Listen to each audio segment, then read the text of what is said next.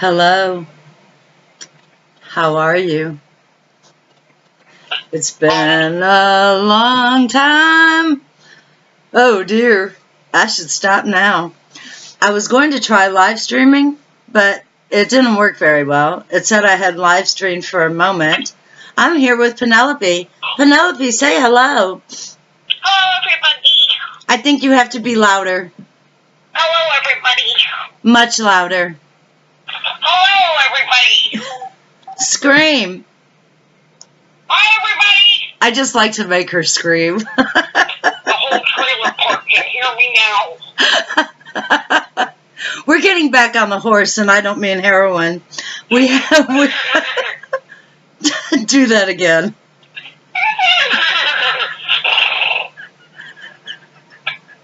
My sister told me when I was younger that if I kept galloping around on all fours, that I would turn into a horse. And little did she know that this redoubled my efforts, for it was my dream. It didn't come true, did it, though?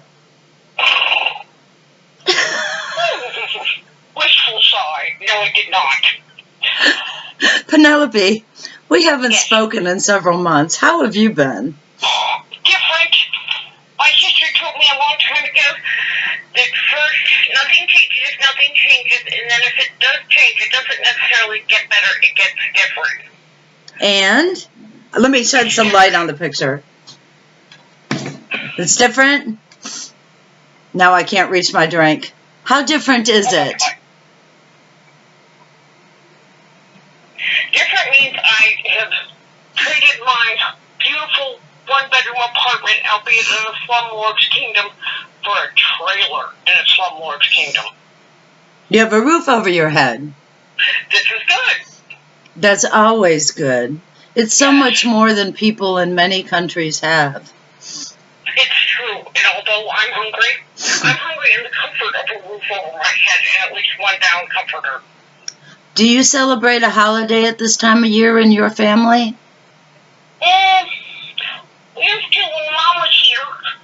We'd have the friends or family to Thanksgiving and Christmas dinners. Please speak in a normal voice. I can't understand you. Oh, Mommy Kins and I used to have the friends or family to Thanksgiving and Christmas dinners for displaced travelers or wayward engineers. Could you Not please... make it home that time of year. I'm going to ask you again. I know it's hard, but it's so hard to understand affect on the videos. So what you were telling me that your mother and you used to welcome travelers into your home at this time of year? Not so much travelers as wayward or displaced friends who otherwise did not have a welcoming table to attend. So that would be very much reminiscent of the Holy Family's travails at this time. That's a stretch. Why? Because Bushmills whiskey was often present. Well, we don't know what kind of whiskey they had at that time. Well, everybody knows that Jesus was Irish because he had 12 drinking buddies. He lived at home until he was 30, and his mother thought he was God. I just want to know,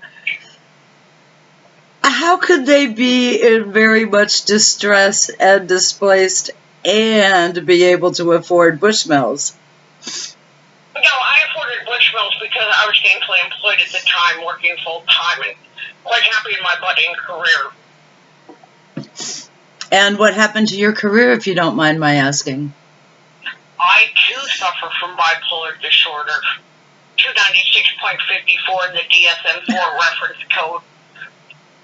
Rapid cycling, severe with psychotic features.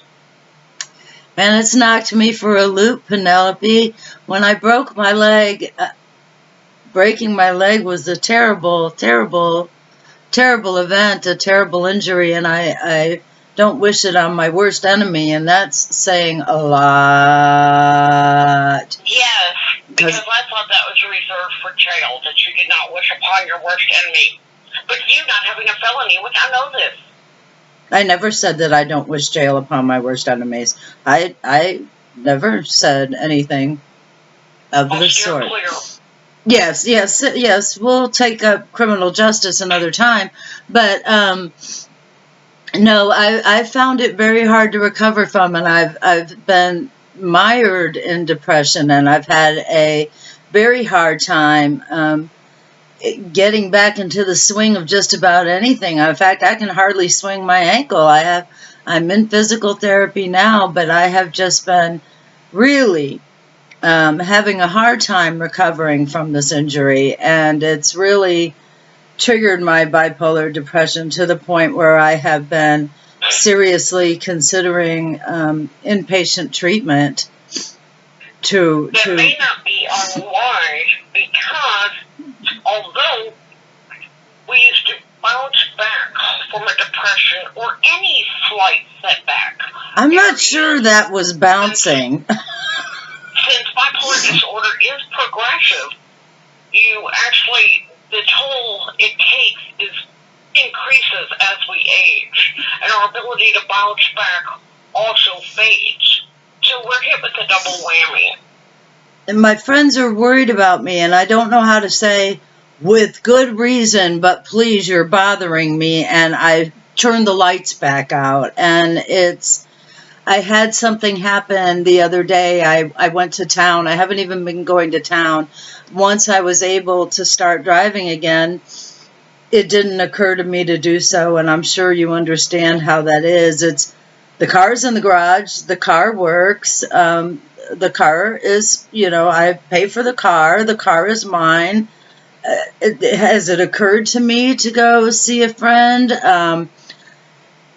Even to go for a drive and look at the beauty that surrounds me. I live in one of the most beautiful parts of the country, and I've been just too crippled by this mental disorder, and on top of that, my foot really still flipping hurts, and now it hurts farther up my leg and farther down my leg, and they tell me that that's normal, and frankly, that's not really encouraging, and I'm like, but my brain hurts too, but I haven't even been getting out of the house to do anything. Well, I finally managed to get out of the house, and I stopped at the little gas station in town, and a gentleman stopped me, someone I've known since I moved back here 6.5 years ago, and to my surprise, my great surprise, he hugged me, and Penelope, he said he commended me for my courage in doing this, and he said that he thought it might help people, and that's why I'm doing this tonight.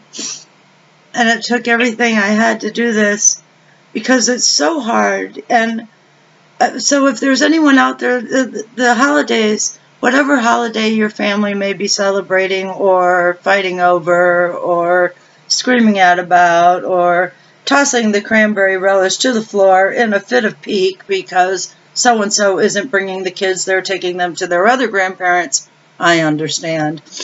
And it made me feel so good.